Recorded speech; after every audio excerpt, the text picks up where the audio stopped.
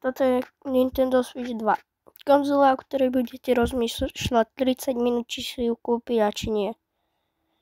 No, tak ja sa vám v tom pokúsim pomôcť. Vítajte. Toto je Nintendo Switch 2. Čo ma Nintendo Switch prekvapil, je v grafike a hlavne v tej cene 500 €. Mala by stať 400. Moc rozdielov tam veľkých není. Ale pokiaľ vieme, tak Nintendo Switch nedokáže robiť dobré dvojky. Ako napríklad bolo GameCube. Najprv bolo Nintendo 64 a GameCube sa ho snažil nahradiť. Ale nejak to nevyšlo. No. Takže tak. A hlavne aj hry celkom stoja draho. No, napríklad ako je Mario Kart World. Tá je náhodou celkom dobrá, ale celkom drahá. Môžete to tak ofajčiť, takže si kúpite konzolu a to vám všetko ešte povysvetľujem. Poďme radšej na to Mario Kart World. Mario Kart World, je tam viac hráčov môže hrať. Sú tam 3 nové postavy a je to celkom také dobrá hra, preto by som si ju akože aj kúpil. Sú tam, že prvé kolo ste napríklad v snežnom biome a na druhom ste v džungli. To je také pekné. No, je to taký open world. Skoro ako Pokémoni. Ako určite hra, ktorú by som chcel, ale je fakt drahá ako kôň. Pomaly drahšia ako nejaký mobil. Tak ideme na charakterov. Ako prvý je Gumpa. To sa čudujem, že ho pridali akurát teraz. Mali ho pridať akurát, keď bolo Wii U. No a ďalší charakter, ktorého hovorím takto, lebo fakt nechcem, tak je Spike. Toho ani moc nepoznáme, ale hlavné je kravička. Reálne povedzte mi jedného človeka, ktorý by si raz zahral s kravou. To je tak dobre.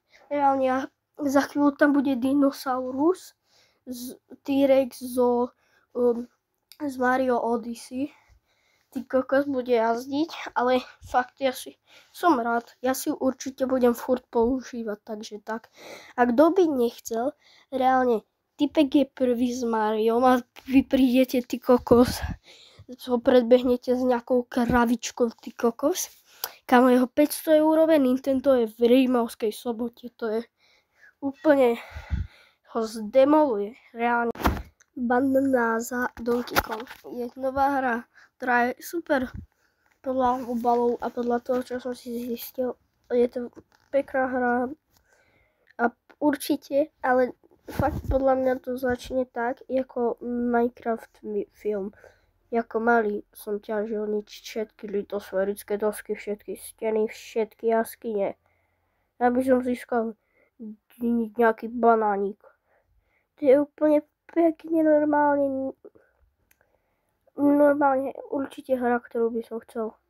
Ale je tam taká jedna postava, ktorú vidíme na obale a je to nejaký fialový kameň. What? Nejaký fialový kameň. Určite to bude ako Mario Odyssey. Ja hovorím, všetko to bude ako Mario Odyssey, každá jedna hra. Dobre, ale teraz poďme k veci. Asi sa tam bude platiť zlatými diamantovými banánami. What? Kámo. Ale fakt obal vypadá pekne. Úplne všetko je pekné. Všetcičko. Je to pekná hra. Pekne to vypadá. Všetko pekné. Hlavne v tej tme. Ako naľavo máte obal, tam je to pekné. Ideme na Joy-Cony. Joy-Cony majú nové schopnosti, ako je napríklad vyberanie z Nintendo Switch tým, že ich vlastne tak odtrhnete, nepôjdete hore, ale že ich od seba odsuniete. A ešte majú jednu, môže sa používať ako myška. Pri niektorých hrách to bude dobre, ale odporúčam vám si kúpiť takéto Nintendo Switch. No aj z Alzy, lebo tam to bolo, že si objednáš ráno v Alze boxe máš. Toto nie je žiadna spolupráca, aj keď by som chcel, ale podľa mňa si to radšej kúpte, oddajte tých 30 €. Ja sa s vami lúčim, adios amigos.